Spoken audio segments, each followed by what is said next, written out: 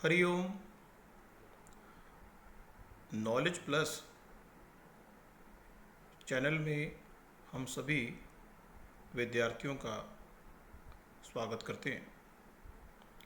आज हरिओम वास्तुशास्त्र की class number 2 के अंदर वास्तुशास्त्र के बारे में आपकी जानकारी को शिफ्ट अप करने का प्रयास कर रहे हैं। वास्तुशास्त्र, जैसा कि पहली क्लास में हमने सीखा कि वास्तुशास्त्र इस पूरे वर्ल्ड में वस्तुओं को प्रॉपर जगह पर रखने की कला है। यदि हम इस संसार में हर वस्तु को 5 तत्वों के हिसाब से अपने घर में स्थान देंगे तो किसी तरह का भी वास्तु दोष उत्पन्न नहीं होगा। जो चार्ट आपके सामने शो हो रहा है उसमें आप ध्यान से देखें तो उस चार्ट में लिखा हुआ है वास्तुशास्त्र बेसिक, और हम आज आपको इस टॉक में 3 विशेष बातों पर फोकस कर रहे हैं। जिस तरह से इस संसार में हर व्यक्ति को उसके माँ बाप ये सलाह देते हैं कि पॉजिटिव रहना चाहिए, इसी तरह से ये नेचर 5 तत्व भी हमें सलाह देते हैं कि हमें पॉजिटिव रहना चाहिए। एक्चुअल में वास्तुशास्त्र पॉजिटिव और नेगेटिव की लड़ाई है, पॉजिटिव एनर्जी और नेगेटिव एनर्जी की। इस स्क्रीन पे आप जो देख रहे हैं, जहाँ पे हम बार बार फोकस कर रहे हैं, जहाँ पे लिखा हुआ है 3/4, आप अपनी नोटबुक में, क्योंकि चाहे वास्तुशास्त्र की बात हो, चाहे एस्ट्रोलॉजी की बात हो, चाहे किसी भी हरिओम नॉलेज प्लस की टॉक की बात हो, हमने आपको पहले ही कह दिया कि इस संसार में हरिओम नॉलेज प्लस के माध्यम से जो भी जुड़ेगा उसको एक विद्यार्थी के रूप में जुड़ना पड़ेगा, ताकि वो उस हरिओम नॉलेज प्लस के स्टफ का सही बेनिफिट ले पाए।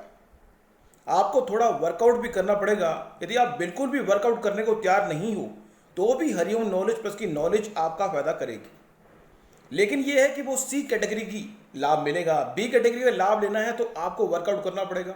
और अगर एक कैटेगरी का लाभ हरिओम नॉलेज प्लस के माध्यम से हम सबको लेना है तो हमें वर्कआउट करना होगा। तो जहां पे 3/4 लिखा हुआ है, 3 का मतलब है गुरु ग्रह, और 4 का मतलब है केतु ग्रह। ये दोनों ग्रह इस स्पेसिफिक लोकेशन पे विद्यमान है, वास्तुशास्त्र ये कहता है। अब अगर गुरु और केतु, अगर 2 जगह मोक्ष देने वाला प्लेनेट जो है केतु है, और ये यहां वास्तु के हिसाब से बैठा हुआ और ये गुरु बैठा हुआ, तो जहां पे गुरु महाराज जी बैठेंगे और उसके सानिध्य से गुरु और मोक्ष देने वाला प्लेनेट जहां बैठा हुआ है, उसके सानिध्य से जहां हवा आएगी आपके घर में, तो निश्चित रूप से वो एनर्जी चाहे पॉजिटिव हो चाहे नेगेटिव हो, लेकिन वहां से वो पॉजिटिव होके आपके घर में आएगी। तो वास्तुशास्त्र ये कहता है कि इस संसार के किसी भी ट्रायंगल, किसी भी स्क्वायर या रेक्टेंगल भूमि के टुकड़े को पकड़ लें और उसके पूर्व और उत्तर कोने को चेकआउट करें। अभी हम कोनों पे आ रहे हैं। चलो कोनों पे हम पहले फोकस करते हैं। वो ये कि वास्तु ये कहता है कि जो दिशाएं हैं, जो प्राइमरी दिशाएं हैं, वो 4 ही हैं। एक पूर्व की दिशा है, एक पश्चिम की दिशा है, एक उत्तर की है और एक दक्षिण की है। लेकिन अगर हम इन दिशाओं को कि कोनों को भी एग्जीक्यूट कर लें तो 4+4 जो सेकेंडरी दिशाएं हैं वो भी आ जाएंगी। और सेकेंडरी दिशाओं में जो 3/4 की जो दिशा है उसको हम ईशान कोना बोलते हैं।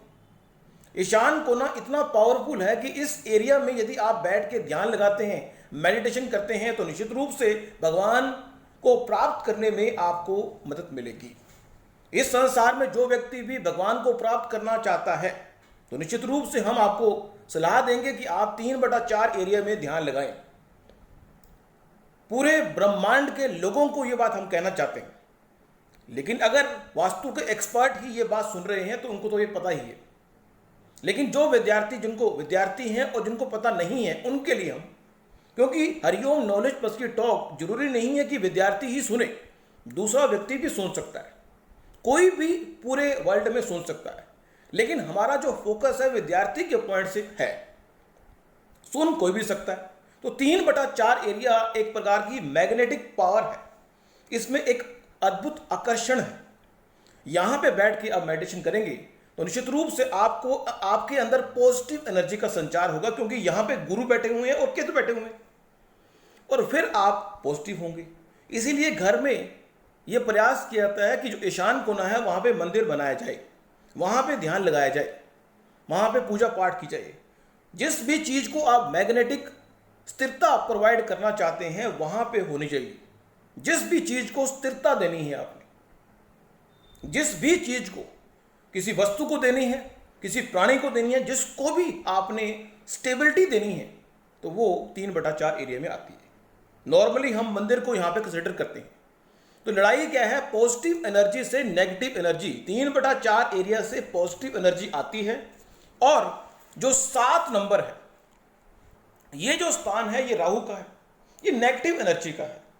तो इसलिए जब भी नया घर बनाएं, अगर आपने घर बना लिया है तो चिंता ना करें, प्रयास करें कि आपका 3/4 एरिया में कोई एरिया खाली हो। अगर संभव हो तो खिड़की या कुछ ना कुछ रख लें, और अगर 7 नंबर में कोई ना कोई एरिया ऐसा हो जिससे कि हवा बाहर जाए, ये एक अल्टरनेटिव है। अदरवाइज नया घर बनाते हुए इस बात का ध्यान रखना चाहिए। ये तो हुआ पॉजिटिव एनर्जी 3/4 एरिया मेरा यहां से आएगी, एंटर करेगी और यहां पे जाएगी, क्योंकि ये जो एरिया है मैग्नेटिक पावर का है, और ये एरिया जो है ये एलिमेंट जो है राहु का एलिमेंट है, नेगेटिव एनर्जी का एलिमेंट है, संसारिक एनर्जी है इसमें, और इसमें जो है वो मोक्ष की एनर्जी है। तो पहला एस्पेक्ट तो ये हुआ। दूसरा एस्पेक्ट ये है कि जो दिशाएं हैं हमने 4 बताई, और एक सेकेंडरी दिशा जो बताई हमने, उसमें हमने ईशान कोने के बारे में बात कर ली 3/4, और जो पृथ्वी कोना है उसके बारे में बात कर ली। जो 7 नंबर जहां लिखा हुआ है, इसकी जो कोना बनता है, कोना मीन्स साउथ और वेस्ट को मिला के जो कोना बना, ये हमारा पृथ्वी कोना बना। पृथ्वी कोने के नाम से स्पष्ट है कि जहां पे भारी भरकम सामान हो सकता है। अब हम दूसरे कोने की बात करते हैं। ये जो 6 नंबर जहां लिखा हुआ है, 6 नंबर के कोऑर्डिनेशन जो पूर्व और दक्षिण की दिशा जब मिलेगी तो हमारा अग्नि कोना बनेगा। ये अग्नि कोना आग के लिए। नॉर्मली वास्तुशास्त्र में ये कहते हैं कि जो किचन है वो हमारे अग्नि कोने में होनी चाहिए।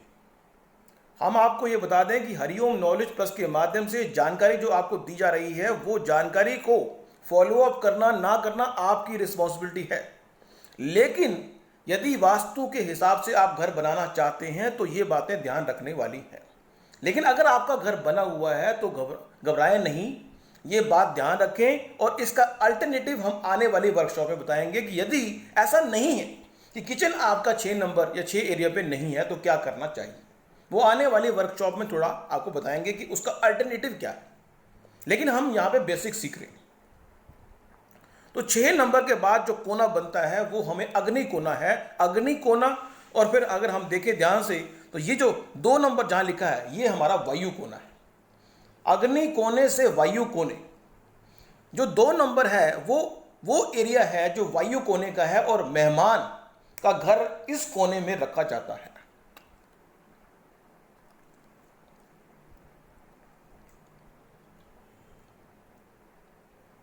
इस पूरे वर्ल्ड में जो एनर्जी को देने वाले बात करें तो वो सूर्य भगवान भी हमें एनर्जी दे रहे हैं। जो हवा है वो भी हमें एनर्जी दे रही है। चंद्रमा है, वाटर है, अर्थ है, फायर है, 5 एलिमेंट है।